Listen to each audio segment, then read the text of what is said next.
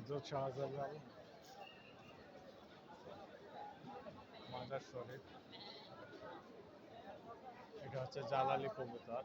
আর এখানে উরস চলছে আজকে মঙ্গলবার ও বুধবার।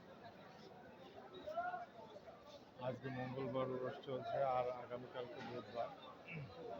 এখানে অনেক রান্নার আয়োজন চলছে সবার জন্য, তবরক হচ্ছে।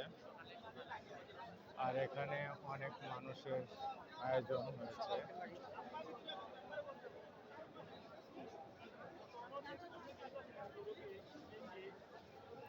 হযরত শাহজালাল উরস শরীফ বাৎসরিক যে উরস শরীফটা হয়,